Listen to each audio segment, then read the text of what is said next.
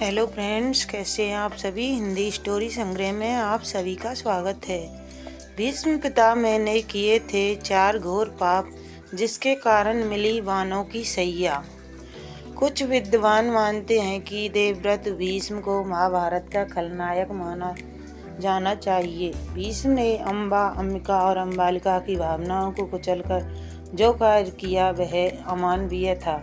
भीष्म ने ऐसे कई अपराध किए जो किसी भी तरह से धर्म द्वारा उचित नहीं थे। इसलिए कहा जाता है कि वे अधर्म के साथ होने के कारण आदर्श चरित्र नहीं हो सकते। भीष्म अपने पिछले जन्म में एक पशु थे और एक सांप के चलते उन्हें इस जन्म में मनुष्य बनकर कष्ट झेलने थे। 8 वसु भाइयों में से एक ध्रुव नामक वसु ने एक बार वशिष्ठ ऋषि की कामधेनु का हरण कर लिया। इससे वशिष्ठ ऋषि ने ध्रुव से कहा कि ऐसा काम तो मनुष्य करते हैं, इसलिए तुम 8 वसु मनुष्य हो जाओ। यह सुनकर वसुओं ने घबरा कर वशिष्ठ जी की प्रार्थना की, तो उन्होंने कहा कि अन्य वसु तो हर्ष का अंत होने पर मेरे पाप से छुटकारा पा जाएंगे, लेकिन इस ध्रुव को अपने करने का फल भोगने के लिए एक जन्म तक मनुष्य बनकर पीड़ा भोगना होगी। यह ध्रुव बाद में गंगा की कोख से देवव्रत के रूप में जन्मे।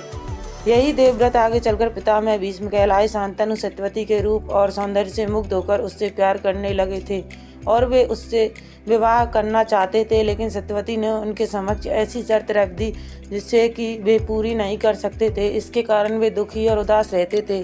जब भीष्म को उसका कारण पता चला तो उन्होंने सत्यवती की शर्त मानकर अपने पिता शांतनु का विवाह सत्यवती से करवा दिया था। सत्यवती के कारण ही भीष्म को आजीवन ब्रह्मचारी रहने की कसम खानी पड़ी थी। कसम खाने के बाद उन्होंने हस्तिनापुर की गद्दी पर कुरुवंश का शासन बरकरार रखने के लिए कई तरह के अपराध किए थे।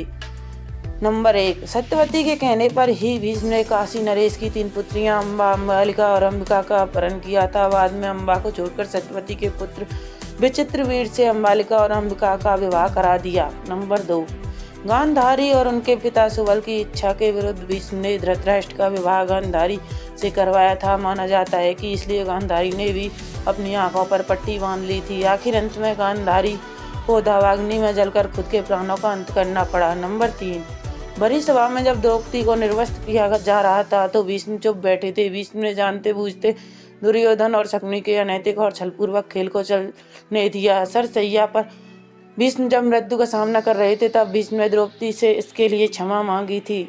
नंबर 4, जब कौरवों की सेना जीत रही थी, ऐसे में भीष्म ने ऐन वक्त पर पांडवों को अपनी मृत्यु का राज बताकर कौरवों के साथ धोखा किया।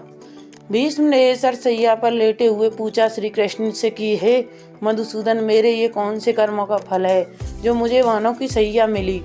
तब श्री कृष्ण ने कहा, पितामह, आप अपने पिछले 101 में जन्म जब एक राजकुमार थे तब आप एक दिन शिकार पर निकले थे। उस वक्त एक करकेटा एक वृक्ष से नीचे गिरकर आपके घोड़े के अग्रभाग पर बैठा था। भीष्म ने अपने बाण से उठाकर उसे पीठ के पीछे फेंक दिया। उस समय वह बेरिया के पेड़ पर जाकर गिरा और बेरिया के कांटे उसकी पीठ में धंस गए।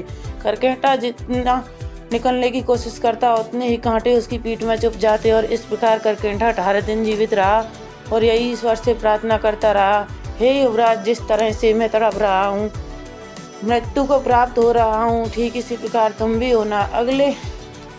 अपने अगले पिछले जन्म में भीष्म द्वारा इतने पाप करने के बाद भी भीष्म को किसी भी तरह से खलनायक नहीं माना जा सकता, क्योंकि भीष्म ने जो भी किया वह हस्तिनापुर के सिंहासन की रक्षा और कुरुवंश को बचाने के लिए किया था।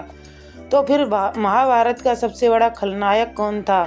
तो फ्रेंड्स, कैसी लगी आज की वीडियो। अगर अच्छी लगी हो तो वीडियो को लाइक करें, शेयर करें और सब्सक्राइब करना ना भूलें, जिससे आपको अगली वीडियो का नोटिफिकेशन मिलता रहे। Thank you.